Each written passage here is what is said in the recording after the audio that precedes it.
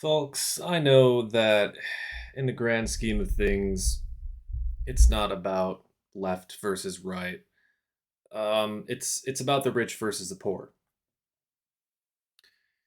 So I hope it's not lost on anybody that I'm fully aware of this fact when I start to talk about what I want to talk about in this video.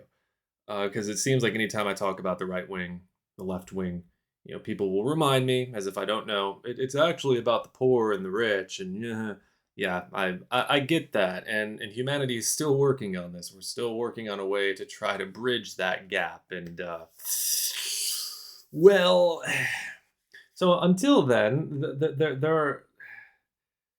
I think of all the ideological differences between the left and the right, the one that stands out to me the most, and the one that is dominating this world currently, is absolutely dominating this world, and it tears me apart. Is sociopathy. The right wing is, and I've said this in a video before, and people really couldn't handle it. How dare you paint an entire movement as something as damning as sociopathic? What are you, some kind of armchair psychologist? Um, People disagreeing with your opinion. Oh, I guess they're all that's the one right there that I love the most, because it's not even about their opinions. They don't have to say a word. It's the actions that I focus on when it comes to my assessment of the right wing being totally sociopathic, and it is dominating this world still. It has not gotten any better since I made that original video, claiming that these people are sociopaths, and a major tenet of being on the right wing is to be a little bit sociopathic, to not give a damn about your fellow human. And that's in so many different things. Either directly when it comes to what's happening with ICE, not caring that people who follow the rules and are legal citizens being ripped from their communities and their families, or whether it's indirect, like not giving a damn about climate change and how that affects your fellow human, and even worse, your own family. You don't even think about your own kids who you claim to love and care so much. You don't think about them at all when you claim that this stuff is just a big hoax, and it was a little bit cold today, so that global warming thing. I just want to slap these people, but you can't do that. I just sociopathy is dominating this world right now. What's happening with, like, Benjamin Netanyahu is a prime example of a sociopath. Okay, not only for what's happening in Palestine, besides all the thousands and thousands and thousands that have already been killed and starved and forcibly removed, and it's a genocide. By the way, I don't know how anybody can look at what's been happening and go, "Oh, I don't know. I don't know if I should be calling this a genocide." It's a fucking genocide.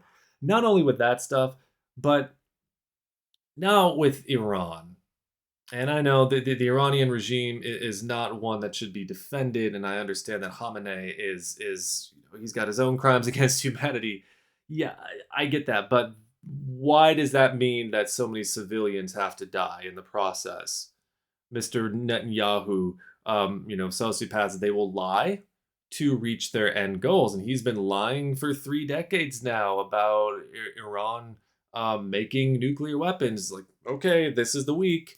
1992, and then 1995, and in 2008, 2012, just repeating this lie over and over again, at least 5 times since 92, that Iran is this close to making a weapon. Hasn't happened. And you know what? In this world, where all the world powers are gathering their nuclear arms, how many does Israel has? Anywhere like up to 400 of these things, right? In a world where everyone's claiming we have a right to self-defense, and we can protect ourselves, and, like, wouldn't Iran kind of be a little silly to not be developing these weapons to defend itself against a very hostile neighbor? you know, Against a very hostile world police threat in the U.S. I mean, yeah, I'm not pro war. I'm not pro nuke. I'm not making any sort of, but come on, right? Anyway, but I guess my whole point was the sociopathy thing, and the lying and the lying and the lying that this guy's done, and people just sort of they sweep it under the rug. Oh, he must have had some bad intelligence. Well, I guess it's not. Mossad is not a very big thing to be bragging about. That if it's been this wrong for this many years, if the U.S. intelligence agencies have been this wrong for this many years, if they were so wrong about Iraq and Afghanistan and their weapons of mass destruction, then not a good look. Maybe we shouldn't be bragging about these things. And using them to justify our patriotism and our jingoism and nationalism, and just so much sociopathy. And people will say the same thing about left, and I know people are going to come in with their horseshoe theory stuff. I'm not even talking about the extreme right. I'm not even talking about the extreme left. I'm just talking about the people. It's the people who don't give a shit about humans and their rights versus the people who do give a shit about humans and their rights. And if we really want to um, boil it down to something as simple as possible, I personally would start there. The right wing doesn't give a fuck about humans or their rights. They care about corporates, corporatism. They care about profits. They care about property. And the left, they care about humans. And I think that is about as simple as it gets. If I were to just start explaining the differences between the left and the right to anybody, that's where I would begin, because it's clear as day.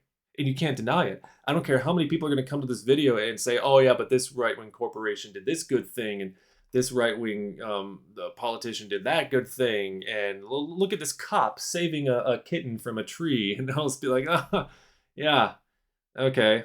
So how long have you been stroking yourself today?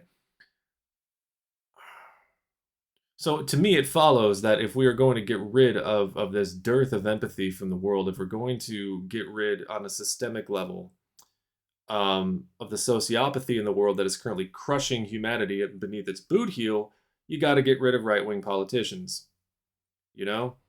And I don't ever see that happening anytime soon. I think it would be a lot better to just abolish the idea of government. Yeah, I went there. Um, because I don't believe it's human nature to be like that. It's not. It's not human nature to be greedy. If you think it's human nature to be greedy like that, then explain to me all the people on the left who are who are okay with having enough to survive and want that for everybody. They just want people to have enough to survive. They want a roof over their heads. They want food. They want them to be able to live without having the coercion and the constant threat of starvation and homelessness thrust upon them. Um,